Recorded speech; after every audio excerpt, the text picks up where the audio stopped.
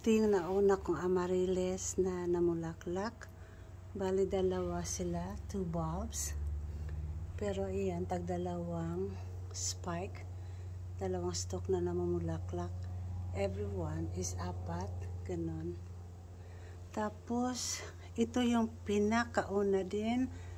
And then, ayan, malapit na silang masira. At saka mayroong puti na nagsisibol. However, this one, hindi ko alam kung ano. Kasi tingnan mo, is too different from others. Kasi bilog siya ba? Maliit siguro ang bulaklak nito. But I don't know the color. And the white, this is greenish white or green amaryllis. Kasi tingnan mo, oh, hindi naman siya puti talaga. Green siya. Tapos siguro this is a light green na in-order namin sa Bricks. So, 4 yung kanyang magiging bulaklak. At saka mayroon pang isa dito. This is the first one that we order in Bricks Nursery. That is cost $80 for one. But it didn't bloom already. No. Last year, she bloomed, but I don't remember the... Oh yeah, this is the combination of pink and white. This one, hard to tell because I didn't put any level what's the name. But no, it doesn't matter what's the name. Most important is they are going to bloom. Dalawa din, isa lang siya. Tapos ito, isa rin siya.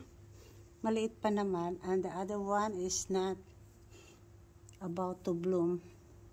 Ito, palagay ko puti din ito eh. Pero, bakit green pa rin siya hanggang ngayon? So, we'll see. This one, and you guys, I can't remember. I ordered a lot of apple blossom or stargazer. I don't know if I think this is apple blossom. I remember siguro galing ito sa Lowe's. Yeah, I think galing ito sa Lowe's pero they're all the same. So definitely galing sa Lowe's siguro ito. At saka isang white na nandoon. Okay guys, this is only an update of my amaryllis collection. And 1, 2, 3, 4, 5, 6, 7. This is only 7 out of 100, so I still have 93 amaryllis that is not blooming. Just like for example right there. They have a new spike, but it's too little, just started, so they're gonna bloom by April. And not only that, my amaryllis is being scattered like this one. And from this side, I have also a collection of amaryllis. These are the red amaryllis. Yan. And then, I believe this is also stargazer or apple blossom. So, I'll see. Tingnan natin kung ano talaga. Ito din, hindi ko alam kung ano talagang kulay nito, kung yellow ba o ano. Kasi I have yellow amaryllis. Ito, hindi pa but I believe this is all red.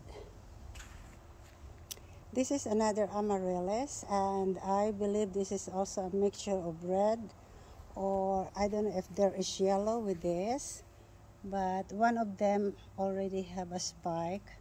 Ayan. Sumisibol na rin siya. And then I'll bring you to the other collection.